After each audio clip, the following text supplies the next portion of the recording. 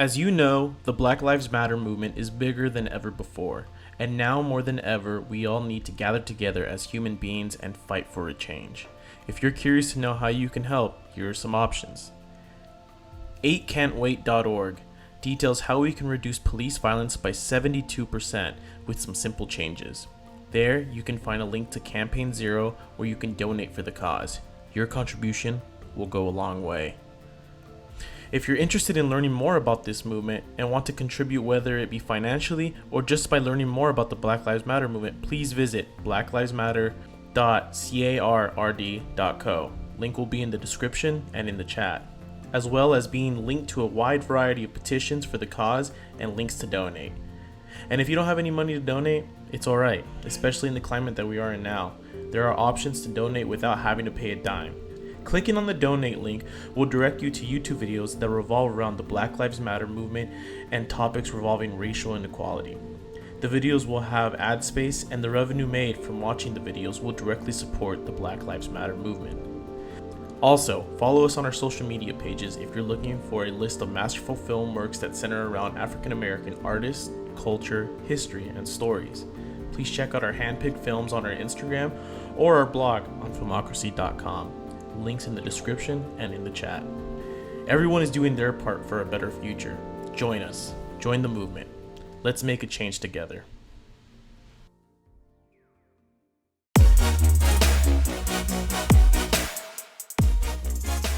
Hi everyone, welcome to Filmocracy Talks, a bi-weekly open forum where we discuss topics filmmakers care about. I'm John, CEO of Filmocracy, and I'm joined by Jose Escorcia, our very talented filmmaker and producer for the show. A little bit how this will work, I'll kick it off with Jose, and as the discussion progresses, you can write in the chat box, ask and vote on questions, or raise your hand, at which point I'll make you a co-presenter and the open forum can begin. We'll talk until we run out of breath, have a brief intermission during which we can network in smaller groups, and then come back and share what we've discussed. Now back to the event. Today we're joined by Houston-based filmmaker and philosophy professor, Fatima Hye. Hope that I'm pronouncing that right. Fatima, actually, for joining us. Just so you know, not like a full-on professor, just like a community college instructor, but still. We're gonna roll with it. You are a full-on professor of philosophy here, relative to us at least. Now, one cool thing about it is this is awesome. Like, you know, this is our first filmmaker to be interviewed on Filmocracy Talks. I think that's something that's very exciting.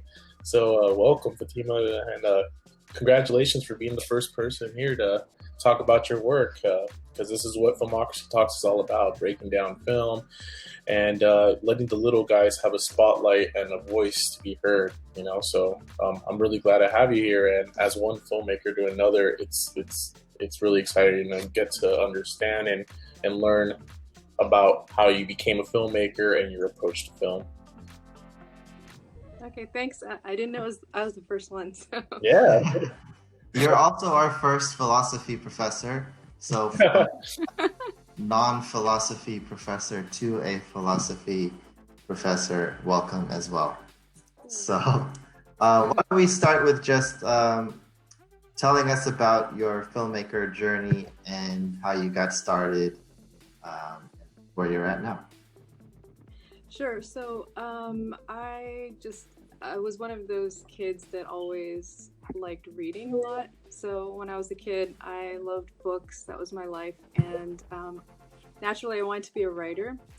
And then when I was a teenager, I loved music. I got really into that. And then, of course, I wanted to be in the music industry. And then finally, I guess as an adult, I've landed in film, which is cool because you can use all the different arts. You know, that's where all the arts come together, right? So the visual arts, the writing, music, all that stuff, editing, etc. So that's in terms of the idea, or just my personal progression. So I didn't think to get into filmmaking from a young age or anything. It was that progression. So my actual starting with being a filmmaker was only maybe within 6-7 years ago, which now that I'm saying it seems like a long time, but it feels short to me because I still feel like I'm still starting. So that was what I did was at university. I mean, I was majoring in philosophy, but I took some media production classes. So I focused on the production side. I didn't focus on like film theory or anything because I'm very like stubborn and I have my own views and ideas. So I didn't want to, I didn't want to be put on a certain path where it's like, here's what a good film looks like or not. I just, that Quentin Tarantino, quote he has about, I didn't go to film school, I went to films. It's kind of like that. I have my own idea. I watch a lot of films, of course, but I don't take classes on, here's what makes a good film or even a good screenplay or anything like that. I just like, my own style, and I like all kinds of films. So when I took the classes, I actually did more production stuff because I feel like that's the artist's toolbox, right? So if you want to be a filmmaker, you do need to know how to either shoot yourself or know how to talk to people who can shoot, and the cinematographers and other people that you relate to. So it started more from like in terms of classes, the technical angle. It wasn't film school; it was just like media production. They had like a branch at University of Houston, but I did major in philosophy. So I feel if you look at a lot of filmmakers actually are into philosophy, like Terrence Malick and Wes Anderson. You'd be surprised how many people like actually dabble in philosophy too. So I think it's a natural pairing, especially for more artsy films, which is the kind of stuff that I make. I would say that you fall into the category of art house. Yeah, I'd say that, but I know that some like the stuff I make is more edgy. So it's not. It's For more sure. like Yeah. It's very hard to say because it is art house, but it'll have like small elements of horror. It's one of those frustrating things. I was gonna mention that. Yeah. Where it doesn't fit into one category. So like, for example, if I don't want to label it as horror because horror fans will be disappointed because it doesn't have enough blood and guts and stuff. Yeah. But then if you just say it's artsy, they're not really expecting that. Like maybe. I think that when it comes to horror, that it's almost like a subjective kind of genre where like you can approach it many different ways. Like everyone has a certain fear to. Everyone's fear is completely different. Your fear is different from what I'm scared of. So it's about manifesting that fear that the filmmaker is making and try to make it at least somewhat approachable to an audience. But it doesn't mean that there's like this template that you have to follow in order to call it horror. For example, and actually, sorry, go ahead. Oh, I was going to say, like, for example, like, one of your first films, the ritual films, there was like an uncomfortability a little bit when you were watching it. That's not necessarily, that's straight horror or anything like that, but like it's that feeling that you got. And I'm sure there is like a lot more to the movie that we'll probably get into a little bit more.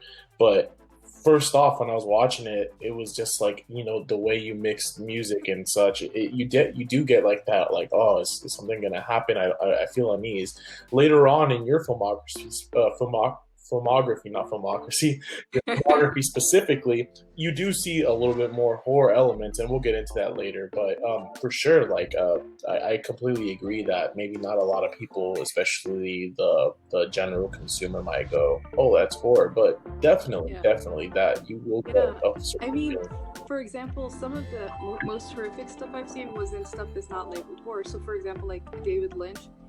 He has some very disturbing things, but you wouldn't call his films horror films straight up. Yeah. Or if you ever saw Requiem for a Dream, the scene with the refrigerator was very disturbing and scary, but it's not a horror film. But, speaking of David Lynch, so you had a Surveillance Girl. That was super Lynchian. That film, oh really? No, I don't honestly thought that film of yours was. I'll take it as a compliment. Yeah, I got straight Eraserhead vibes. You made this dystopian future that felt not too far away from what our reality is, and you're presenting technology in this way where it's like almost like, we should be scared of it, and then you throw in that other voyeuristic creeper vibe that you threw in. It felt very Lynch. So it's crazy to know that you were like, oh wow, like I'm glad to hear that, because like someone that is a film enthusiast, first thing they would have saw was David Lynch for sure. So Oh, I would think it's more of an influence on the second film, which is a black and white. It's called A Chemist. But I mean, I think it's cool that you could see more of it. yeah, In the third one too, because I'm not saying he's one of my film heroes, but obviously I admire what he does. yeah. Actually, if I had to pick a hero, I would pick Ang Lee, and the reason is because I just love his whole like filmography is so varied. He does like every kind of movie. Crazy. It's incredible to see. I did not know that he did Crouching Tiger until like later on in my life. That's the only thing I know that he did. Well, he did Life of Pi. No, he did Sense and Sensibility. He does this like old English. He did the Incredible Hulk. Book. He just that's true. Yeah. many genres. It's incredible. Brokeback Mountain, and then just on and on and on. It's just like his just how diverse he is in terms of works. He did the Hulk, which a lot of people didn't like, but I actually thought was good. It was a good movie. Gemini Man. All right, you got to go back to. That's true. Yeah, but still. I stopped after a while, but yeah. The one movie I did not see from him, and I was like, oh, I don't even know if it's good, and I feel like it didn't get enough like exposure. Was the what was it called? Bobby Lynn's halftime show. Oh, I didn't see that. No. Came out a few years ago, but it was like an old war movie that he had. Or not old war movie. It was a war movie that he made. So no one ever watched it, and it was it was the start of his making a film that's in 4K and shooting in like 48 frames per second, where everything looks like a soap opera kind of look. What he did with Gemini Man, he did the same thing with this movie. It's called Bobby Lynn's Long Halftime Walk. Okay. Never heard of that one? There you go. Just shows the kind of exposure that movie got. But anyways, back to what you were saying with the approaching how you made your films with the horror element. So when it came to that, the first thing you brought up was horror. Was that your initial thing you were trying to do with your films, especially with the first couple movies like Ritual 2, A Chemist?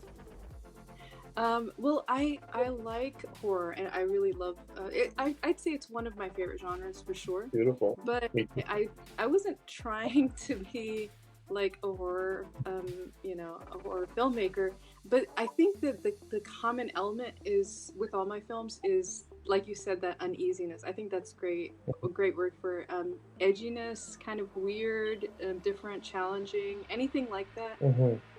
Is, I don't know what to call that.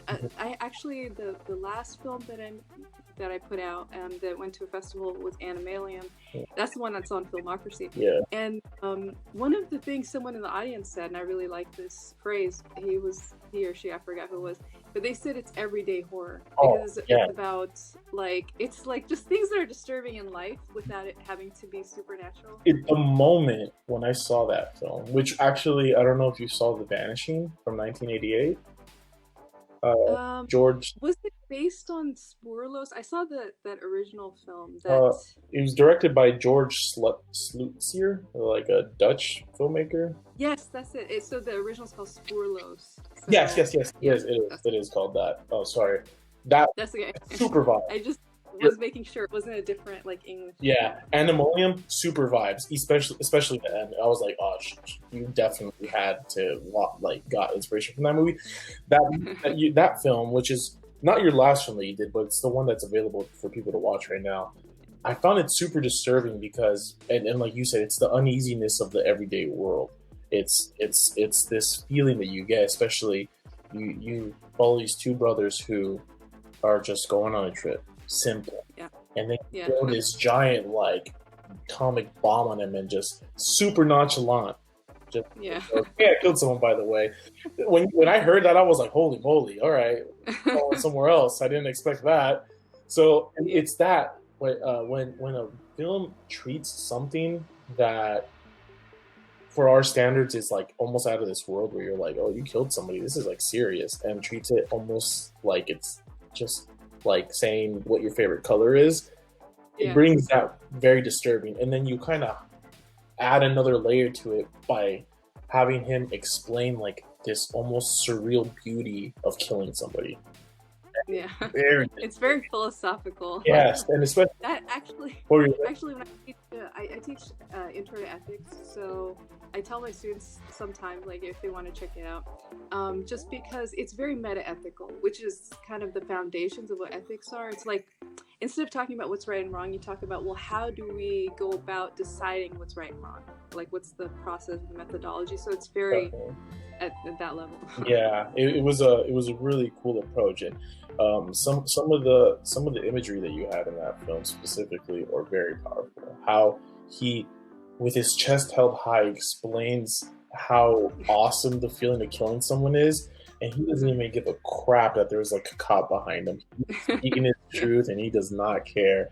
And it's like that duality of like, oh, like your end of your life's end is like right behind you, but you're speaking as if like you're owning the world. You do not care anything else other than how awesome and beautiful killing someone is, and that's very, very disturbing. I thought so I recently I do like Werner Herzog. I mean, he makes so many films, so it's like hard to say, you know, it's like there's certain ones you get more into than others, but his whole philosophy of filmmaking, you know, he has the idea about the voodoo of like location and stuff, and there's a lot of those happy accidents that happen. So the guy that I had cast for Animalium, I'll be honest with you, I never really heard him speak, and so what happened was I basically cast him based off body language, because I knew that the person I was casting had to be very free, and like to their bones, they had to have this freedom and just, like you said, this lack of caring. Yeah, it felt like a stoner, your stoner friend from next door. Like, hey, I like stabbing people. And you're just like, whoa. Yeah, I mean, when I wrote the script, I didn't think of a guy that sounded that way, honestly. Like, it was a little shocking at first. I was like, whoa, he just sounds like he's so out there. I figured someone a little bit more intellectual, honestly. But I thought it was great. It was a happy accident because he gave it that more earthiness. Exactly. Like, as an actor, he was just like, I feel for him because he was just like, this is the hardest script I've ever done. Definitely. And there were words where he's like, what does that mean? You know? There's moments, like really, really powerful moments, like the one where he like is explaining where he's like, I've killed people, probably gonna do it again. And then he kind of pauses and he looks at his brother and goes, oh no, don't worry, I'm not gonna kill you. It's like, oh man, like now I don't trust this guy for sure. Like the fact that he's just speaking, that was something very, very like well executed, super well executed. How you decided to treat this topic about, you know, murdering people and treat it as if like they're just talking about video games or something. Yeah. Yeah, even his tattoo, well, you know, it has like a little devil or something. The funny thing was, I didn't know he had those tattoos, and he was actually kind of nervous about. He thought that maybe it would like ruin being in the film, or that I'd be like, no, you can't have that or something, or you know. So he was a little bit secretive about it. But I was like, that's perfect. It was just too perfect to have it fit in. Yeah, so for sure. And when it comes to these small productions, you know, as filmmaker to filmmaker, you know, it's very hard to, you know, one, have the budget for your idea, because, you know, your ideas are always bigger than what you can actually execute, especially for us indie filmmakers. How hard was it for you to, like, you know, find your crew? Or if you either did it, probably one-man army, which I saw in the credits you did it, but for the most part, you did have a very small crew. How was your approach, especially not living in the LA area? Like assets like finding a grip or an electrician or anything like that is very hard to come by. Well, so Animalium was it cost about $3,000 to make, which is nothing. It's just like out of my savings. I just did it, you know. Yeah. And it was like there were just a lot of free resources. So there's like a website called Short Film Texas, where they just put out, like, if you have casting notes and stuff for free. And I got a lot of response from that. I got responses from people like out of state and stuff, because the script was kind of appealing, especially to guys. I found like a lot of guys were like, yeah, this would be cool to do. But I kept explaining, like, it's a really local production, it was really tiny and stuff. And so, you know, it was just two people, so it wasn't like a big cast, obviously. And then as you mentioned, skeleton crew was literally a camera guy, one grip person, and one PA. I think it was like 3, and the audio guy. Okay, so it was like 4 people. That's it. I'm guessing the biggest expense was the actual restaurant that you guys shot in. Maybe. I mean, the guy was okay. It was through the Houston Film Commission. Okay. So they actually have a website with production, places you can go to or ask or whatever. He was really friendly about it. I think it was like really practically nothing. And, sometimes it's like I would negotiate down to like nothing, but then I would give them like a little something before I left just as an appreciation. It's like, I can't promise to pay you a lot, but, I'll just like, and then, we ate there. So it was, but he was like really, we were shooting there like 4 a.m. or something, and he'd like make us coffee and stuff. So it was just so local, which actually, again, it added to it a lot. The whole thing about Animalium was the Texas thing was a very big deal. It was the very Texas vibe. They're riding through. All the footage you see is literally we shot it ourselves. There's no stock footage, not one frame in there. So if you see any dead animals or whatever, it was just like, oh, okay, there's something there, go get it. And the cinematographer I had, the camera guy, he's really good. He's actually like a corporate guy. He does like, he's head of like, big videography like sections at like companies. But he also does side projects on the side that are interesting to him. He liked the script a lot. So I got him at a discounted rate, and he just was so good. And, it doesn't really look that, it doesn't look very expensive, but it's very competently made, and a lot of it has to do with that, his imagery, his cinematographer is probably the best thing, like technically speaking, about that film. Gotcha. Yeah, for sure. And did you edit the film yourself as well? Yeah. Oh, okay. And actually, I love editing. Editing is probably my favorite part of filmmaking, to be honest with you. It's great having an idea. Coming up with production funds is the worst part. Okay, that whole Orson Welles thing, right? 90% raising funds and 10% making films. Okay, so that part is torture for me and most artists and people who don't like to do that kind of thing. But then it's like, God, once you have your footage and your audio and stuff, that's the funnest part. And I think that editors, that's where the film is. Yeah. You could have a lot of great ideas as a director, etc. But the editor is the one that decides which take, what to hold for how long, and all that. So I feel like if I ever got a bigger budget, I've edited everything myself so far. If I got a bigger budget, I might get like an editing assistant, but I don't think I'd ever give up editing. To me, that's the movie. Same here. And I agree with you with the budget stuff. Like, ever since I can remember, like doing my own projects, it's always come out of my own pocket.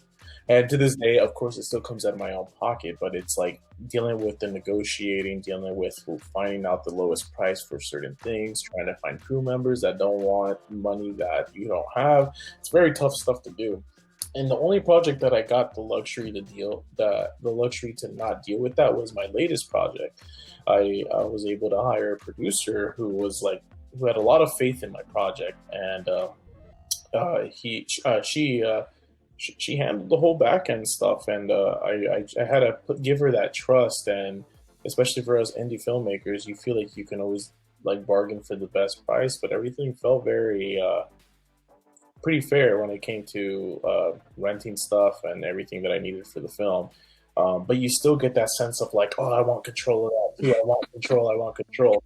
Luckily for her, she knew how to kind of talk me down and like, hey, calm down. Like, I got this for you. I'm not going to try to like jip you for money. None of this. Like, we had a really good relationship with her. So it helped me out a ton. And it's such a freeing moment. It's such a freeing feeling. I that would be a luxury. I've self-produced so far, and this is the first time actually what I'm working on right now is where I'm joining with another filmmaker. So it's kind of like co-producing, but not like I still haven't gotten to the level where I have like a professional producer who only produces coming in and helping with that. I haven't hit that level yet. So far, this should be the first film where it's not just 100% me having to do everything. So I'm looking forward to it, but yeah, I still don't know what it would be like to have, an official producer. Yeah. So right here, Phil has a question that we can both actually answer since we're both filmmakers here. Since we're independent filmmakers, we have to basically for the most part, make the whole film ourselves with as much help as we can afford and get. The challenge comes to the thing that usually happens is, as the director, as a creator of the project, you have to wear many hats. So you're the producer, the assistant director, so on and so forth. For you specifically, Fatima, what do you find most difficult and most enjoyable about the process of making your films? Well, yeah, the difficulty, money, that's just it. It's like, if you have money, you can do anything. You can hire people to do stuff for you. So For sure. the money is, that's the part. And also, again, if you're not really into business, if you're not I'm not that practical a person. I majored in philosophy. Okay, so that should give you an idea. So the money part is the hardest part, honestly. Everything else it's hard work, but at least I know how to do it and it's satisfying. Mm-hmm. The money part is, if I could snap my fingers and not do one thing, it would just be never deal with money. But besides that, it's just everything else is okay. Like, for example, the PA and the audio person I had and everything on the last two films were classmates. When I was taking those few production classes, there were people just in my class that were like, they had a camera or they had some grip or they had some equipment or a steady cam or whatever. And it's just like, it's great to, networking, as everyone knows, is just the biggest part of filmmaking. Mm-hmm. It's great going to, see different people. You never know who you bump into or run into who have similar ideas or similar passions that you can collaborate. I think at the beginning, it's having like that co-op mentality is great. Because you're poor, everybody else is poor, but you're trying to work together. So it's like, okay, I'll work on your thing, you work on mine. You scratch my back, I scratch yours kind of mentality. Yeah, totally. And for a while. Yeah, I think at the beginning that's probably the best way you can get deals. Just like, I feel like having a good idea and acting professional. Like, I always acted professional from the beginning, like when I had nothing, zero. And I'm still not a big deal or anything, but I just mean, like, from the beginning, if you make sure everything that you'd use is copyrighted and that you don't use other people's stuff, just don't do amateur stuff, just start being like this professional level stuff. Now, you might not have that much money, but I feel like people take you seriously. Yeah. Sure. The fact that people were excited about the scripts, that they were different, that passion goes a long way. There are people who took pay cuts, to do it because it was an interesting idea, versus if you just have a run-of-the-mill idea and it's not paying too much, it's like, well, why am I doing this? It's like, it's not exciting, nor am I being paid, to do it. So I completely agree. No, for sure. I think that the whole process, you can't really call yourself a filmmaker if you think that the writing process sucks or the editing process sucks. Like, there's going to be some parts of making a film that are going to suck, but you're not going to. Well, maybe for me specifically, there isn't something where I'm just like, crap, I don't want to do that. Like, I find everything very, very enjoyable. Writing, that's the template of the film. So the writing process has to be fun. Of course, it has to be something that you're very passionate about. When pre-production also has to be something that you put as much time, if not more, before production starts, because that is how you're executing the idea. You want everything to feel flawless. So the day of shooting, everything is just like clockwork. Boom, boom, boom, you're done. Production, some people don't think that it's as important, and they always do the cliche, we'll figure it out when we're there. It's like, no, man, don't do that. Like, trust me, like, me specifically, I've fallen into that stigma too, where I think it really depends on the filmmaker. So, for example, you have someone like Werner Herzog saying, if you do storyboards, you're a coward, right? Yeah. Which is hilarious to me. But the thing is, he makes those kind of films that are like that, that are conducive to that. Yeah. That's his process. And then you have someone like David Fincher who does like 99 takes. Yeah. I can't imagine. Even if I had the money, I don't think I could do that. Yeah. I'm just too patient. Like, there's no, but that works for him because he's so meticulous. Yeah, right? For sure. So I think that, as a beginner, for sure, be prepared. I don't know. Everyone can't do the Herzog method. Yeah. They'll just be crap, but in general, it's like, you do have to I just think the biggest thing is take yourself seriously. And you know your method and what works for Yeah, you and what it's a doesn't. style choice. Like, for example, I actually Yeah. read this in an article recently, and I was like, no way they would really do that. There is a thing that you should do as a filmmaker is follow what you see the masters do. It's something that, like you said, you follow like people like Herzog or Fincher. It's like they found this style that works for them, that benefits their shooting style. Now, on the other side, there's people that have that mentality and they almost take it too into consideration when it comes to their filmmaking style. Just because it worked for them doesn't mean it will work for you. Yeah. And the article that I read, and I found out recently, so the Wachowskis did The Matrix, and they were doing The Matrix, and after the success of the first one, they had the other two films that they had. And I don't know if you knew that Revolution and Reloaded were shot back to back. Apparently, so they were huge fans of Kubrick, and if you know how Kubrick was pretty notorious to breaking down their actors to like the essence of the emotion that they wanted. Shelley Duvall. Shelley Duvall was just literally pummeled to the ground with take after take after take. It's honestly something that was very unfortunate, but we have one of the greatest horror movies ever made. So the Wachowskis thought that by doing that they were going to get, if not the same performance. And so the DP recently got interviewed about how Reloaded and Revolution didn't hit the mark as much as the original Matrix did, which me personally, I think is a masterpiece. And it's because of that, oh, let me do what this person did, because if they did it and they're a master, that means that if we do it, it'll be the same thing. And in their situation, it almost kind of screwed them over. They overworked their crew, overworked their actors. I mean, the issue there is that they're different masterpieces. Exactly. So it's like there's not just one, right? There's so exactly. many of them. Yeah, and it's just like, just because he decided to do 156 takes doesn't mean that you have to tell Keanu Reeves to throw 156 kicks.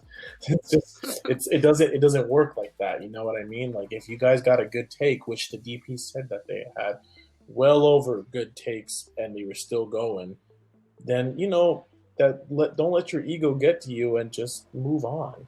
And it's picking and choosing your battles. And in that account, I think that the following that method of filmmaking completely faltered for the Wachowskis, because Revolution and Reloaded, I personally think they're not great movies, So. Yeah, I saw them once, but they weren't anything to go forgettable. So it's that case by case kind of thing where it's like, yes, please learn from your masters. Kubrick is a master at filmmaking. Fincher, master at filmmaking. Spielberg, master at filmmaking. And please take their techniques into account, but don't take it for such like don't use them as rules for yourself. Everything is freeform as a filmmaker. What was his name? Crap, I forgot his name. Not Tarantino. It doesn't matter. I'll figure it out later. But yeah, it's that kind of thing where it's just, you got to figure out your own style before you'll figure out your own style by taking little pieces here and there from other filmmakers. But you outright just be like, hey, 1,000 takes, it has to happen because that's what makes a good movie. You're very delusional if you think like that. Yeah. And what's interesting is, because I do like all kinds of films, all kinds of filmmakers and stuff like that. Like when you mentioned earlier about the David Lynch thing, I'll be honest with you, no one's ever said that to me before. And I'm not saying in a bad way. I just mean what's cool is I feel like I have so many influences that I'll get people going, oh, this is like, Jim Jarmusch or whatever, different things. Mm-hmm. Or Terrence Malick or what have you. And then it's like everyone will see something different, which is fine. I'm cool with that, but it's good. I'm glad I can't just be kind of singled down to like, this is the one. Yeah, exactly. But you know what that means? It means that you are figuring out your style that's making you unique, but it has a little bit of sprinkles from like people that are like really well known filmmakers.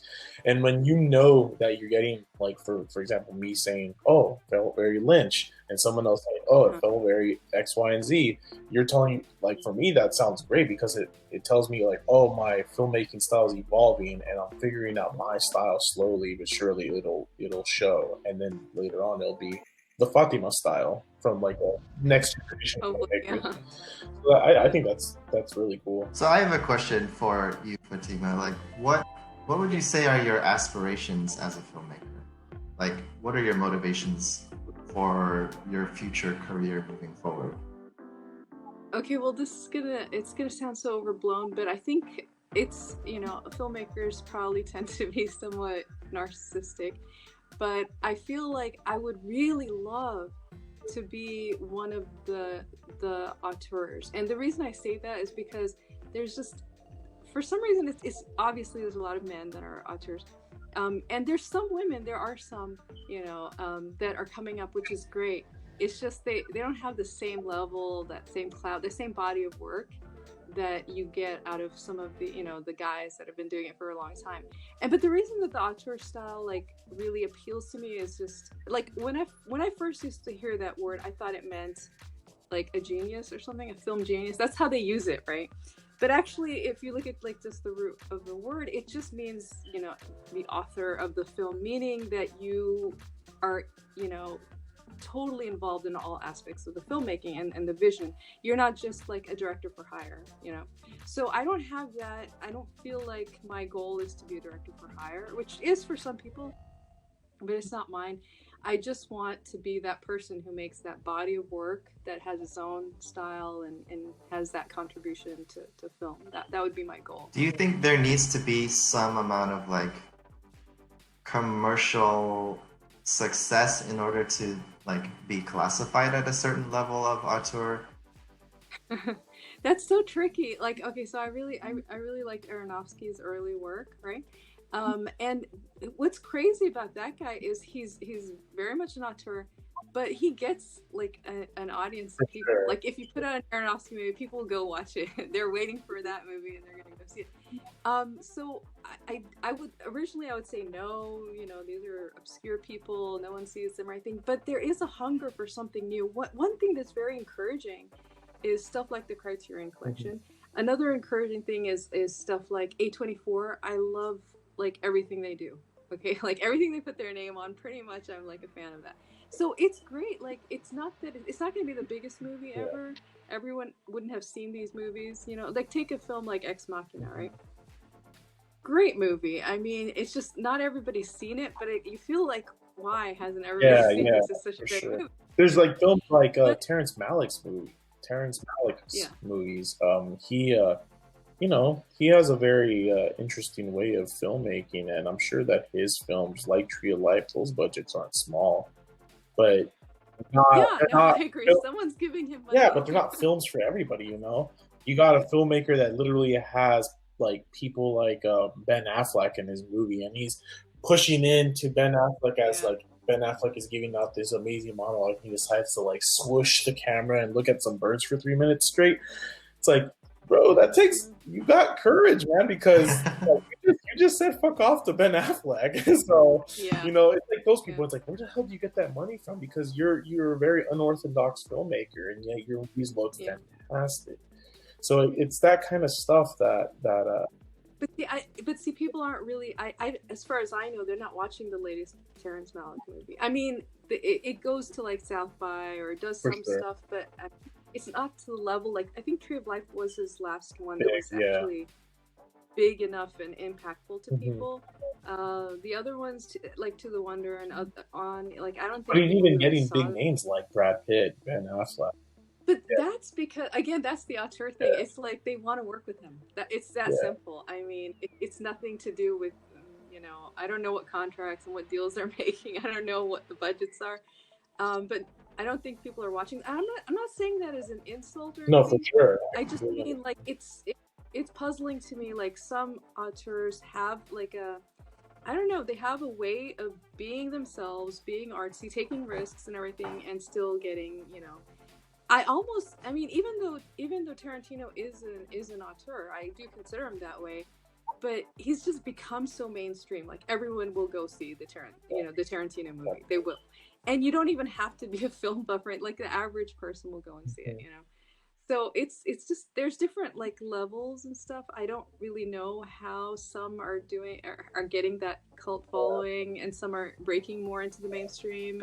Those situations happen very far in between.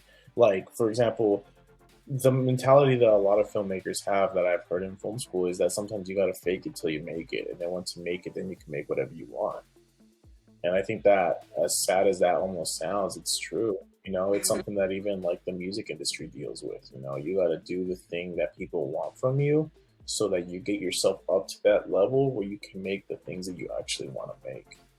I mean, there was a time when I felt that way. Okay, I think everybody wants to get somewhere, and somewhere doesn't have to be that it's a commercial piece, but that you just, you know, you don't want it to just be 10 people, like your friends and family that watch this, right? So it's like you want to get somewhere, and there was a time when I remember I wrote kind of a script that was a lot more conventional for me. I mean, it still probably was a little unusual, but for me it was the most conventional thing I had written. And, you know, I was considering it, like, you know, I had that mentality. I was getting frustrated, like, you know, you need to prove yourself, like, I can make a legit straight film, and then let me do the kind of things I want. But the thing is, like, thankfully, I didn't really have to do that. Like, my other stuff just started picking up. And again, those developments, like the A24 stuff, there's just so much A24 stuff now. That's right. I mean, it's still being crowd workers. You can't lie. Every time we see a new movie from them, we always go like, "Oh man, I can't wait."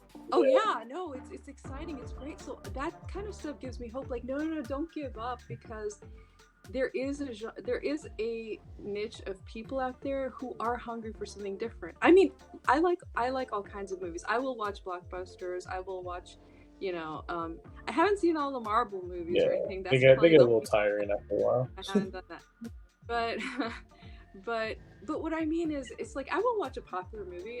I'll watch a romance or something. It's not like I only watch art films, but that you just have that craving. You know, sometimes you just want something serious. You want something different. You want something locally made. You want to watch something that you can't just predict everything that's going to happen in it. You know, so it actually gives me hope. I would feel like now, even though it seems like we're getting totally oversaturated, look how many streaming platforms there are now. A million, right? Definitely. The cool thing is, it really is starting to be, I think, choice, you know. So it's like, even for auteurs, okay, when I was growing up, like the only artsy films are kind of like Miramax was putting them out in the theater or something, you know. We didn't have the internet, we didn't have streaming that was fast enough that you could just watch any weird little movie, you know. But you could do that now. And it's great. So I think that those art film lovers that have been there, you know, actually it's a great opportunity, because you can actually cater to them, you know. I mean, it kind of sucks, but remember they had that service Filmstruck for a while? Filmstruck? No. Yeah, I mean, it went down, but it was like very artsy film, you know, and it was good stuff. It didn't last, but I was happy to see that there was something that catered to that crowd. I mean, it was a friend of mine that had the account, but still, like, the fact that they made that, you know, that was good. So there's a market there. I just don't know. Now, you know, every filmmaker's dream is to see their film or their work, their art on the silver screen. You know, that almost feels like what happens. It's like, man, I did it. And you know, who knows? You only had one person in the theater, but the fact that it showed on a big old screen, crap. I saw that you could rent out a theater for yourself pretty cheaply right now. Oh, I was gonna release. Yeah, right. I was gonna ask, because for me, for example, my last film, I got to screen it. It's a short. I got to screen it at the Warner Brothers lot, and it was just like a different experience, guys. It was crazy. I was like, holy! Like, I'd never been nervous to show my work to like small groups, but the moment I found out family was gonna be there, friends and the full theater, I was like, holy shit. Like, now I'm like my girlfriend's like takes me to the back and like is like trying to calm me down and pep talk me and all this stuff, and I'm like, babe, we could just leave right now. Like, nothing's gonna happen. Like, it was scary, but once, like, you know, that what they say, that magical feeling happens when people are reacting the way they should react to your movie, you just get this sense of like accomplishment. You're like, holy shit, like this is crazy. Like I can't believe this is happening. Yeah. So for you, you had Animalium show at the Draft House Cinema. How was that experience for you, especially? So that was what's cool about the Draft House, and I don't know how familiar with you guys are with it. That you guys are because That's it's like a Texas where you thing. eat too, right? Have, you can eat while you're watching the movie. Yeah, yeah. They have these type of theaters. I don't know if you guys have them. No, there's a draft. No, there's a Draft Alamo downtown LA now. You're right. Oh, yeah. Nice. I know they're getting big. Like they're cool. This company is cool. I know for a while they had their own like picture. Like they were trying to do I don't know if they're still doing like developing their own pictures and stuff, but the thing is they had a deal for indie filmmakers that you could like rent out a theater. So the thing with Animalium which was funny, was like I kind of was I didn't know what I was doing. So when I looked at film festivals, I only looked at like 3 of them or something. I did something stupid where I didn't like put in enough time and make the effort to put it out there, So I kind of just thought that's over with. And then I just went ahead and did the screening. And honestly, I was trying to get closure for it. It was like, okay, we did this. I'll show it to a few people. That's it. To my surprise, people that like, that I didn't think would come or that I hadn't even heard of from years or, in years and stuff, like came to this screening. And I was like, oh, that's kind of cool. And what's even cooler, and I didn't plan this, but it happened that way, was that people did notice it. They're like, oh, all of a sudden people who had film festivals were like, hey, would you like to submit here or whatever, So it was like, that's not even why I was doing it. But the thing is, what I would tell someone else and what I learned from it is like, taking things into your own hands is great, because I thought, well, this is over, I'm shelving this, and that's the end of that. I was just doing it as for cast and crew and family kind of thing. An accomplishment. Do a little screening and go on. But it ended up being much bigger than that, and it got more attention. So it's like if you put yourself out there and you present your work or you do it somewhere, you'll get a lot of no's. No one's going to do it for you. They're not going to come to you and go, hey, you made this film, let's take it all the way or something. It'll just, I inadvertently realized like, wow, you can make stuff happen. For sure. And sometimes it's got to be like that for us indie filmmakers. It's almost like a one-man army kind of thing. If you don't do it, no one else is going to do it for you. So it's like almost like you have to prove to yourself that you have to move forward with everything that you do. You have to like push it. You have to push it. Did a lot of your films, did you have to deal with a lot of guerrilla filmmaking? So a lot of stuff that you might not have had permission to do, but you're like, fuck it, let's do it. I'm sure there's some of that in there, but most of the time, like, so, when you first start out, it's like, your apartment or the restaurant down the street where we asked permission, but we didn't have to pay. It was just someone like, okay, sure, go ahead and do that, because it's so small. Your cast and crew are so small at the beginning. You're not shutting anything down. You don't have a lot of equipment. It's just like a camera, maybe a boom, so it's like at the beginning it didn't take much, in terms of permissions. Now the cool thing is Houston is very open in terms of shooting. You kind of just tell them, and they don't have all these. It's not like shooting in New York or other places. LA's crazy. Probably bad, but Houston's actually still, and a lot of places in Texas, they're just very film friendly. They're open to it. So if you kind of just give them a heads up and say, hey, we're doing this, like it doesn't even cost money. It's not even a matter of paying fees. It's just like, just let us know what's going on. So there was probably one or two, like there was a park we shot at. I don't think we got permission specifically. Maybe it was private, maybe it was city. I'm not sure. We'll find out later. But there's nothing too big. Yeah, I've noticed that specifically Texas, they have like it's not really underground, but it's almost like an unnoticed, unsung hero when it comes to filmmakers. You got a lot of things going on over there. Yeah, I mean, there's a lot of even the Houston, like whenever we have like, say we have the Houston film industry stuff, I'll be honest with you, it's huge. There's like 100 people there. It's just, I feel like it just doesn't go anywhere that fast. It's like there's a lot of people that you have some really great film festivals there too, like a lot of good stuff. After Dark, Fantastic Fest, you got a lot of big RTX.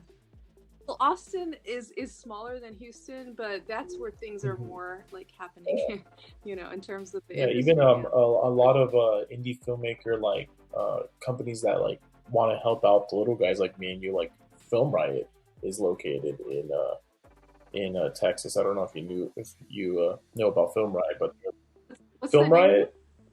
They have a company that okay. sells like assets to independent filmmakers. The company's called Tribe Films.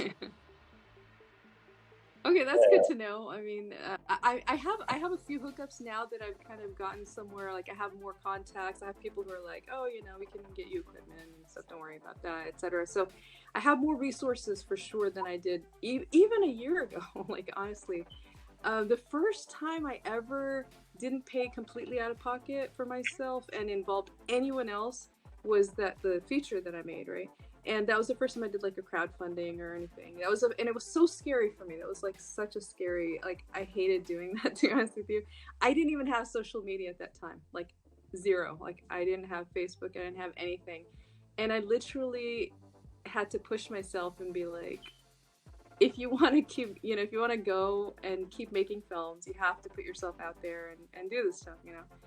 So it's just, I think that push is just very necessary. You get more and more contacts, and now it's like, you know, I just met a lot more people. I have much more, you know, I'm much more connected and things like that. The feature film that you mentioned, by the way, was it's not animalium, it's your latest project, Abort 15. Yeah. Oh, okay. Yes. How's that going on? Is it in? It's good. Actually, what's funny is I think it's actually weirder than animalium is. So it's actually harder, I think, to get it somewhere, because this one is it's like it mixes such different things. So I kind of am making it like a new genre. Okay, I'm calling it like an operatic cinema. So it's kind of like it has it has like 18 classical music songs, and you know they're put into the scenes. It's slightly philosophical about this couple that has an unplanned pregnancy, and you know, so they kind of like they're not singing or anything, but you know the music is such a big part of that.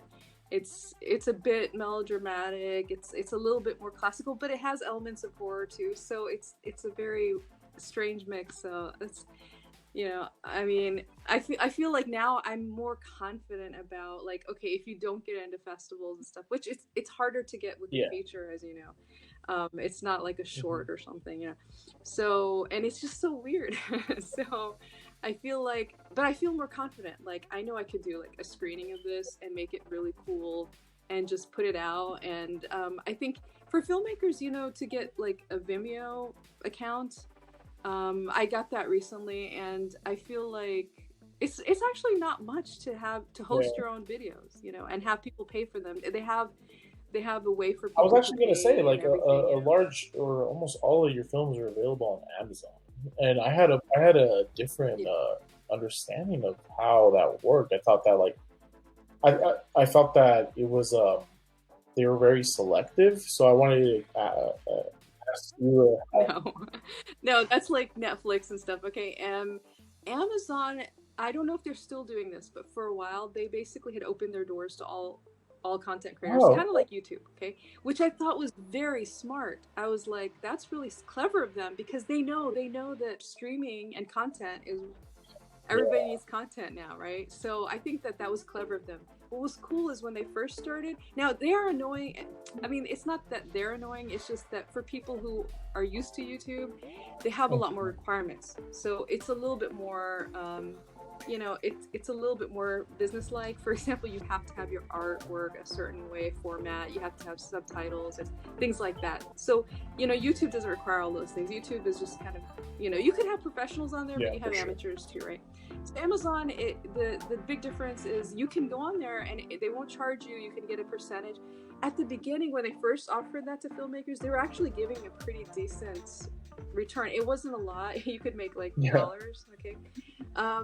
But what happened was then they did some crazy thing. I guess it was like they were inundated, so they put a big slash on what they pay out, and now you get like pennies, to be honest with you. So for the filmmakers, it's kind of like you have to look at each platform and go, what am I getting out of this? If you're small, you probably don't have a distribution deal or anything, or any upfront money, right? But what you're trying to do is getting exposure. Sure. Right? That's what Amazon's good for, which is someone can just be like, oh, I was like searching for some horror thing, or I put this word in, or this search term, or this came up related, and I do it. I take a chance on weird little films off Amazon all the time. I'll be like, what's that? And I'll click on it, So the good thing about that, you're not really going to make money from it, but it can give you exposure. It'll give you just some, But some notes about Amazon. I remember when they first started doing streaming, that's the reason that they went with that strategy of like opening it up to everyone, just so that they could sort of fill their catalog and make it seem full.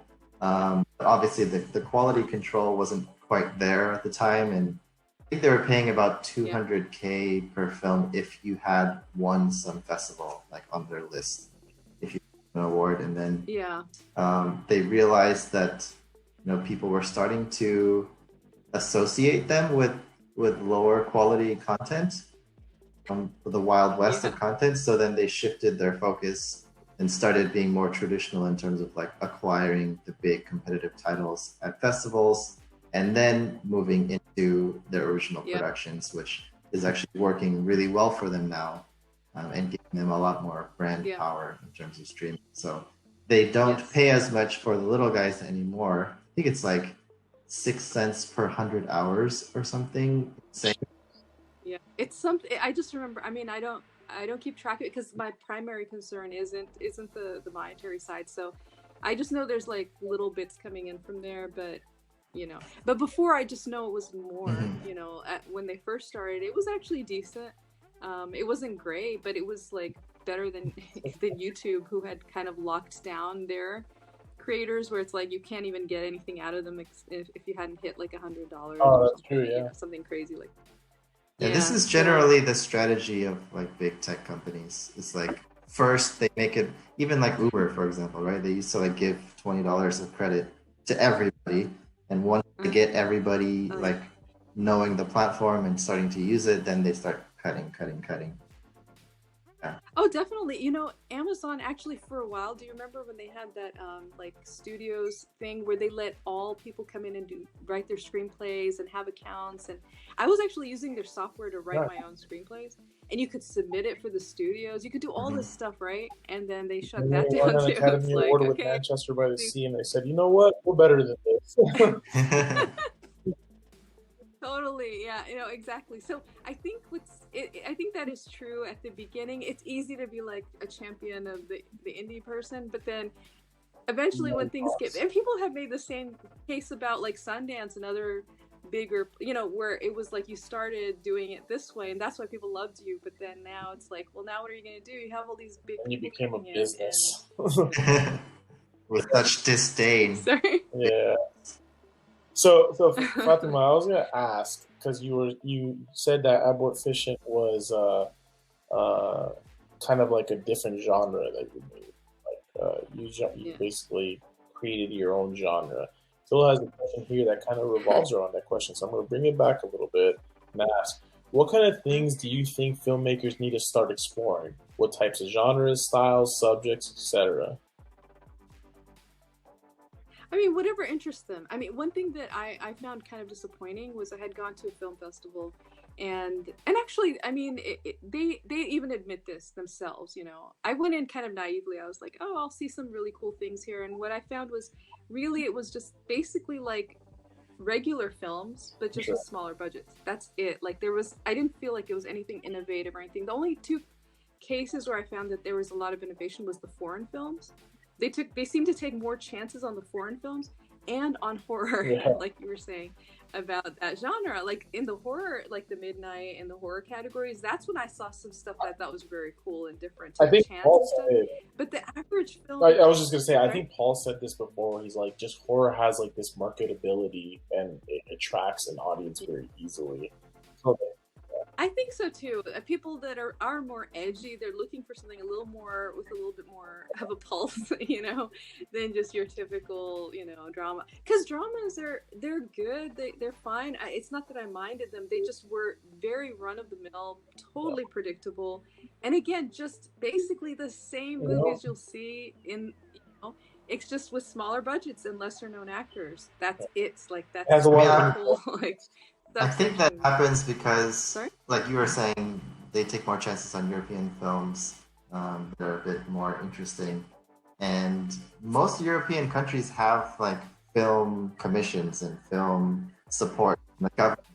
Yes, they do. That's a really good point. I mean, it wasn't just European, it was also like Iranian and other countries too, like, as you know, there's a lot of Korean films and other things. So it just seemed like the foreign films were where they were a little bit more varied.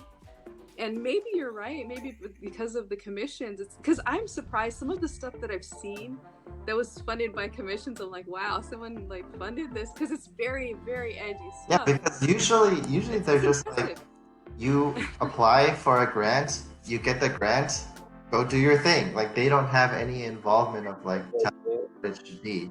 That's great. I mean, I was impressed by the level of some of the stuff, the risks that I saw them taking, and at the end it would be like, made with the lottery. Yeah, I've heard that too, where they for international filmmakers, usually the government does help them without any like strings attached. When it comes to like the Hollywood system, it's always like, what makes us the most money? Over there, it's more like, you represent our people. Here's the money to make what you want. 100%. Yeah, it's like culture. That's great. Mm-hmm. So that's why you see a lot of like diversity in terms of genre and style from other countries, and over here you see a lot of explosions and skin tone. So it's kind of a thing that's going on right now that hopefully young filmmakers like you and I can change, and our voices can be heard with more original content instead of the same run-of-the-mill shit that's going on in the Hollywood system. Well, I think it's also the like you said, a cultural issue. So it's like, if more people were getting tired of the same stuff over and over again, I mean, I think that they would, because I think that I think that there are more people that are like tired of the same movies over and over again. Yes, there's the big blockbusters and stuff. You're gonna always have that, but I think that like I said, I feel like A24 as a company, I don't know how much money they're making or anything, but they just seem to be putting out a lot of content. So I feel hopeful when I see that. We're the next generation. The Safdie brothers stuff that they just did recently and stuff. Like, it's great that there is a market for that people want something different, some younger filmmakers, or just, it's not just about age, but just like fresh ideas, not just the same thing over. So as we kind of bring this down to a close, do you want to talk about what you have in the future waiting for us? Throw in some plugs that you want.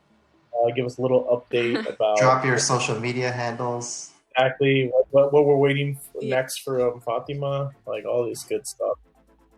Yeah, I'll put into the chat, but basically, so I basically have made everything so far under a company called Black Revel, REVEL, like V like Victor, because I don't know, I think partly it was when I started I was kind of shy. It was easier to put it under like a name. But I think it also helped in terms of, again, treating it very seriously. Like, it's not just, it's not just a hobby. Like, I want to do this for real. I want to do it as a professional, etc. So that's the website. And if you search my name or the website, you'll find everything else. Like, there's Facebook, Twitter, Instagram, etc. And I tend to take over like whatever I put on Facebook. I'll give a summary of it on Twitter or whatever. So if you get one, you'll probably get the other. You can actually get all the links. Awesome, and we'll for sure add that into the video that goes up on social media. We'll add that into the video as well, so you can check out your work and any other outlets to reach out to you for anything. Yeah. I mean, I did the abortifacient. That one is the one that's still coming. So Animalium is the one that I had. It's a featurette. So that's the one that had gone to the festival and then is on Filmocracy. And then Abortifation is the first feature that I've done. But again, it's like, it's very, I think of it as genre bending. So if you like stuff like classical music and like kind of philosophical musings on gender and also like a bit of horror, psychological horror, so you can put all those together, that might appeal to you. And then I'm actually trying to develop something. So this is the one I mentioned that I had teamed up with another local filmmaker. So she's actually a cinematographer, and she has ideas too. And we both kind of, it was very serendipitous where we met, and we both had kind of written about the same topic. You know, so I wanted to do a body horror about eating disorders, and she had written something very similar. So she has a short and I have a feature, and we're trying to co-produce each other's works. So that's in development right now. So we might see those movies on Filmocracy, maybe. Awesome. Yeah, that's good to hear. Yeah. So for sure, I think that's a good amount of time right now. Yeah, that's about an hour. If you don't mind putting the little links on the chat so I can just copy them and have them. Oh, yeah, sure. We do that. Cool. So I guess that'll do it for this edition of Filmocracy Talks. I hope you all had as much fun and learned as much as I did. Remember to join us every 2 weeks as we discuss topics that you all care about the most. And by all means, if anyone has a particular topic you want to discuss, you can shoot Jose an email. His email is jose@filmocracy.com. And we'll leave that in the side chat and description. All right. Good night, everyone. Thank you. This was fun. It was like talking to film nerds, so I really enjoyed myself. Always fun. We'll have to do it again. Glad to talk to you. Thank you.